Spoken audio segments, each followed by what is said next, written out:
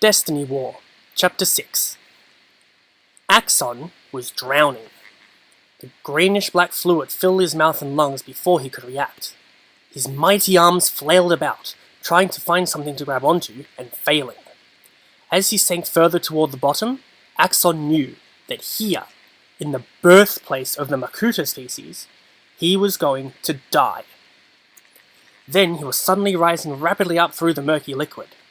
A strong hand had a hold of him and was yanking him away from his fate. A moment later, he felt the hard stone of the floor beneath him. He choked and gasped. When the colours finally stopped swirling in front of his eyes, he looked up at his rescuer. Brutaka floated 3 feet off the floor. Green fire crackled from his eyes and the tips of his fingers. His armour had cracked in numerous places as the tissue it covered expanded.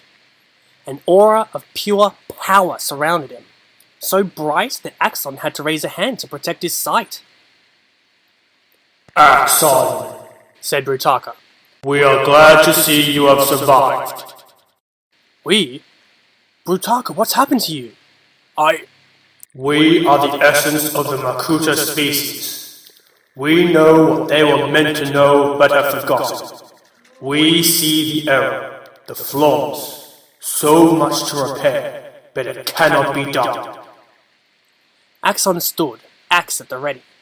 He knew the effects the Makuta Antidermis had on Brutaka. Absorbing it somehow made him stronger, but he had never seen or heard anything like this. It was Brutaka's body and Brutaka's voice, but the words had not come from his old friend. Verus Magnum, the Shattering. The 3 that must be one, the 2 that must make them one. Brutaka abruptly reached out and seized Axonn's arm in a grip of iron. His touch burned, but Axonn fought back the urge to scream. He must remember, he must be made to see, or the journey of 100,000 years will be for nothing. He hides beneath, preparing to meet his destiny. We must go there. We must right the wrong. So many wrongs before the shattering can end. Ancient climbed a low rise, stepping carefully to avoid tripping over the rubble that was once a Xian factory. He had been searching for the Shadowed One for the better part of an hour. They were supposed to be discussing the defense of the city, but the Dark Hunter leader was nowhere to be found. He was concerned.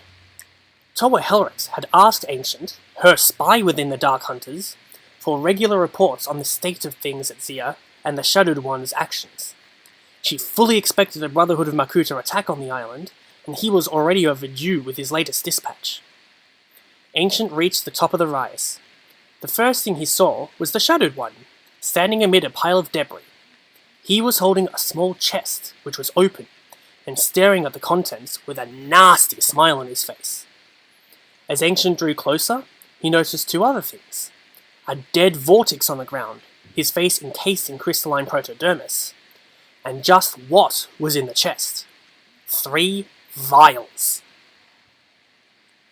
"What have you found?" asked Ancient. "And why would a Vortex be foolish enough to challenge you for it?" The Shadowed One looked up, surprised. Then, seeing it was Ancient, he visibly relaxed. "A most amazing thing," he said. "Have you ever heard of Makuta Kojol?" Ancient nodded. He knew the story from the Order of Matanui. Kojol had been visiting Xia to discuss having a virus added into a weapon the Vortex were building for the Makuta. During his visit, he was accidentally killed by a different virus. Except it was no accident, but an order operation to remove him. "He brought a number of viruses with him when he came to Xia," the Shadowed One continued. "Some were never found. The story was they were incinerated along with his armor. But they weren't, and I have found them."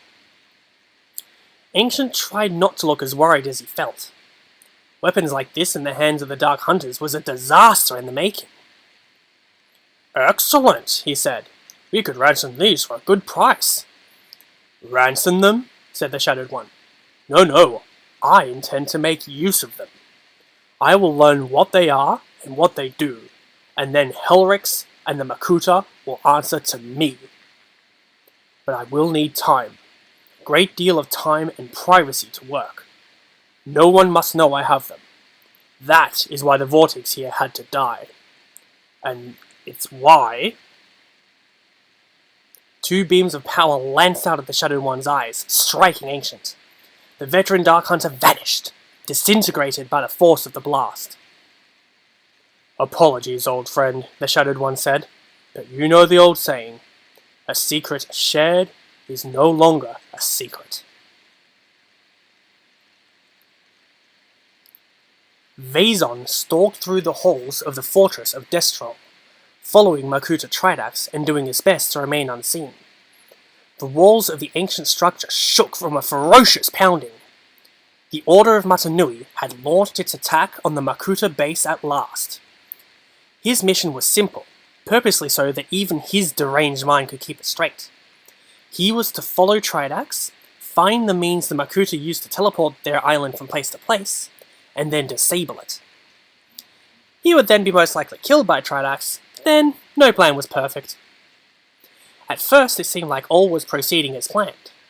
Tridax made his way to a sub-basement, seemingly oblivious to being followed. At the bottom of the basement was a massive chamber. What waited within that chamber staggered even the deeply disturbed Vazon. The walls towered 40 feet all around. Lining them were stasis tubes, close to 100, and each tube was occupied by an identical figure. A few had armor of jet black, most white and gold, but it was obvious they were all the same being. They were in some kind of stasis. Tridax walked to the center of the room, where a small table sat. On the table was a Kanohi mask. Tridax reached for it, then suddenly whirled and hurled a blast of shadow at Vazon. Before he could dodge, the shadow had pinned him to the wall. "Did you think I could not hear your clumsy attempt to follow me?" said Tridax. "Very well, Skakti trash. You want to learn the most powerful secret of Destral? You want the satisfaction of knowing what hides here before you die? Look around." Vazon did, but he didn't learn anything more by doing that. "Quite a collection," he said. "I prefer seashells myself. Sometimes leaves. Oh, and the heads of my enemies, though those take up so much space." Tridax smiled and held up the mask. "Do you know what this is? A Kanohi Olmec, the Mask of Dimensional Gates. One of only 2 known to be in existence. Not long ago, my fellow Makuta Mutran and I began experiments to develop a creature called a Shadow Leech. A creature that could drain the light of others and turn them into beings of shadow. That was what sparked my idea. I knew the mask could reach not only other places of this dimension, but other realities as well. And so I have begun traveling to those other realities and collecting the Toa Takanuva of each, bringing them back here and feeding his light to my pets.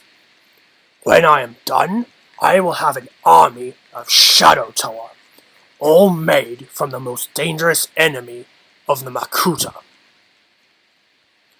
The walls shook again. "I think you better hurry up and finish then," suggested Vazon. "No need," said Tridax. "I have only to release the Shadow Takanuva I have already made, and they will dispose of the attackers. And then I can go back to work in earnest. And then I can..." Tridax stopped at the sound of crystal shattering. Startled, he let his shadow power lapse. Vazon slumped to the ground, but not before he saw the Makuta looking at his arm in horror. Something was dissolving his armored gauntlet before his eyes, and his Antidermis was leaking out into the air. 2 beings stepped out of the shadows. One was a Matoran, the other another species, very tall and very dangerous in appearance.